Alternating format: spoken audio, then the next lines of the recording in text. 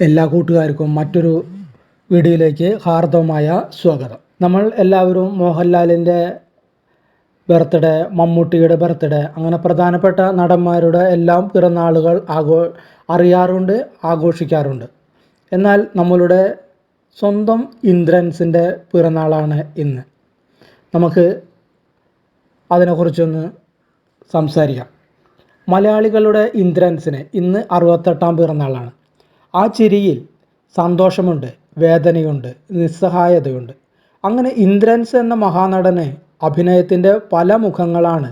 എനിക്കും ഉണ്ടടാ മോനെ ഒരു എക്സ്ട്രാ ഓർഡിനറി കഥ പറയാൻ എന്ന് പറയുന്ന ഒലിവർ ട്വിസ്റ്റിനെ പോലെ ഇന്ദ്രൻസ് എന്ന നടൻ്റെ ജീവിതത്തിലുമുണ്ട് ഒരു എക്സ്ട്രാ ഓർഡിനറി കഥ. വെറുമൊരു കോസ്റ്റ്യൂമറിൽ നിന്ന് തുടങ്ങി 36 വർഷം പിന്നിടുന്ന സിനിമാ കഥ, അനുഭവങ്ങളുടെ തീച്ചുളയിൽ വെന്തുരുകിയ ജീവിതകഥ. സുരേന്ദ്രൻ കൊച്ചുവേലു അഥവാ കെ സുരേന്ദ്രൻ എന്ന ഇന്ദ്രൻസ് 4ാം ക്ലാസ്സിൽ പഠനം ഉപേക്ഷിച്ച് അമ്മാവൻ്റെ കൂടെ തയ്യൽ പഠിക്കാൻ ചേർന്നു. അവിടെ നിന്ന് ഇന്ദ്രൻസ് എന്ന നടനിലേക്കുള്ള യാത്ര ഒരു സിനിമാ കഥ പോലെ വിചിത്രമാണ്. തയ്യൽ പഠിക്കുന്ന കാലത്ത് ഇന്ദ്രൻസ് നാട്ടിലുള്ള സുഭാഷ് സ്പോർട്സ് ആൻഡ് ആർട്സ് ക്ലബിൻ്റെ നാടകങ്ങളിൽ അഭിനയിച്ചു തുടങ്ങിയത്. ഇന്ദ്രൻസ് എന്ന തൻ്റെ പേര് താരത്തിൻ്റെ തയ്യൽ കടയുടെ പേരാണ്. ആദ്യമായി തുടങ്ങിയ സ്ഥാപനം. പിന്നീട് സിനിമയിൽ എത്തിയപ്പോൾ ഇതേ പേര് സ്വന്തം പേരായി സ്വീകരിക്കുകയായിരുന്നു അദ്ദേഹം. വസ്ത്രാലങ്കാര രംഗത്തു നിന്നാണ് സിനിമയിലേക്കുള്ള തുടക്കം. പത്മരാജൻ്റെ മേക്കപ്പ് മാൻ മോഹൻദാസിൻ്റെ അസിസ്റ്റൻ്റായാണ് മലയാള സിനിമയിലെത്തിയത്. പിന്നീട് പത്മരാജൻ്റെ തന്നെ നമുക്ക് പാർക്കാൻ മുന്തിരിത്തോപ്പുകളിലെ കോസ്റ്റ്യൂമറായി.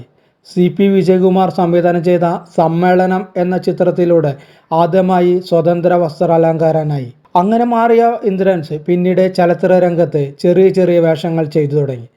വസ്ത്രാലങ്കാരനായും ജൂനിയർ ആർട്ടിസ്റ്റായും സിനിമാ രംഗത്ത് വർഷങ്ങളോളം അദ്ദേഹം പ്രവർത്തിച്ചു. പിന്നീട് CID ഉണ്ണികൃഷ്ണൻ BA B.Ed എന്ന ജയറാം ചിത്രത്തിലെ വേഷം ഇന്ദ്രൻസിൻ്റെ അഭിനയ ജീവിതത്തിലെ വഴിത്തിരിവായി മാറുകയായിരുന്നു. ജഗതി ശ്രീകുമാർ, ഹരിശ്രീ അശോകൻ, കൊച്ചിൻ ഹനീഫ, ഇന്നസെൻ്റ് പോലുള്ള മുൻനിര ഹാസ്യ സാമ്രാട്ടുകൾ അരങ്ങി വാണിരുന്ന മലയാള സിനിമ ലോകത്തേക്ക് തൻ്റെ ചിരി കൊണ്ടും ഹാസ്യഭാവം കൊണ്ടും ഇടം പിടിക്കാൻ ഇന്ദ്രൻസിന് അധിക സമയം വേണ്ടി വന്നില്ല. മെലിഞ്ഞ രൂപം കൊണ്ടും മുഖഭാവങ്ങൾ കൊണ്ടും മലയാളി പ്രേക്ഷകരെ രസിപ്പിച്ചും ചിരിപ്പിച്ചും അഭിനയത്തിൻ്റെ പടവുകൾ ചവിട്ടിക്കയറുകയായിരുന്നു അദ്ദേഹം. മേലെപ്പറമ്പിൽ ആൺവീട്, ആദ്യത്തെ കൺമണി, മാനത്തെ കൊട്ടാരം, പട്ടാഭിഷേകം, അനിയമ്പാവ ചേട്ടമ്പാവ, പഞ്ചാബി ഗബ്സ് എന്നിങ്ങനെ എണ്ണിയാൽ ഒടുങ്ങാത്ത സിനിമകളിൽ ഹാസ്യനടനായി പ്രേക്ഷക മനസ്സുകളിൽ ഇടം പിടിച്ച ഇന്ദ്രൻസ് എന്ന നടൻ ഇന്നും അഭിനയ രംഗത്ത് നിറഞ്ഞാടുകയാണ്. തനിക്ക് ഹാസ്യം മാത്രമല്ല വഴങ്ങുന്നത് എന്ന് തെളിയിക്കാൻ ഇന്ദ്രൻസ് വേണ്ടി വന്നത് നീണ്ട സിനിമാ ജീവിതം തന്നെയാണ്. 2000-ൻ്റെ തുടക്കത്തിലാണ് കോമഡി കഥാപാത്രങ്ങളിൽ നിന്ന് വ്യത്യസ്തനായ വേഷം ഇന്ദ്രൻസിനെ തേടിയെത്തുന്നത്. 2004-ൽ പുറത്തിറങ്ങിയ കഥാവശേഷം എന്ന ചിത്രത്തിലൂടെ ഒരു സ്വഭാവ നടൻ എന്ന ടാഗ് കൂടി അദ്ദേഹത്തെ തേടിയെത്തി. 2009-ൽ ജയറാം ഡബിൾ റോളിൽ എത്തിയ രഹസ്യ പോലീസ് എന്ന ചിത്രത്തിൽ വില്ലനായി എത്തുമ്പോഴും ഇന്ദ്രൻസ് എന്ന നടനിലെ അഭിനയ വൈദഗ്ധ്യം മലയാളി പ്രേക്ഷകരെ ആശ്ചര്യപ്പെടുത്തിയിരുന്നു. പൊട്ടിച്ചിരിപ്പിക്കുന്ന ഇന്ദ്രൻസിൽ നിന്ന് ഭയപ്പെടുത്തുന്ന വില്ലനിലേക്ക് എത്തിയ നടൻ പിന്നീട് ഒരു അത്ഭുതമായി മാറുകയായിരുന്നു. മലയാളികൾക്ക് അതൊരു പുതിയ തിരിച്ചറിവായിരുന്നു. മലയാള സിനിമയ്ക്കും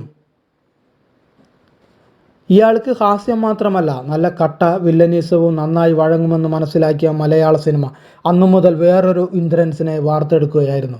2018-ൽ പുറത്തിറങ്ങിയ ആളൊരുക്കം എന്ന ചിത്രത്തിലെ അഭിനയത്തിനാണ് 2018-ലെ മികച്ച നടനുള്ള കേരള സംസ്ഥാന ചലച്ചിത്ര അവാർഡ് ഇന്ദ്രൻസ് സ്വന്തമാക്കുന്നത്. 2019-ൽ വെയിൽ മരങ്ങൾ എന്ന ചിത്രത്തിലൂടെ Singapore south Asian international film festival മികച്ച നടനുള്ള അന്താരാഷ്ട്ര പുരസ്കാരവും നേടി. 5-ാം പാതിരയിലെ റിപ്പർ രവിയായി വന്ന ഇന്ദ്രൻസ് പിന്നീട് യുവതലമുറയുടെ ഹരമായി മാറുകയായിരുന്നു.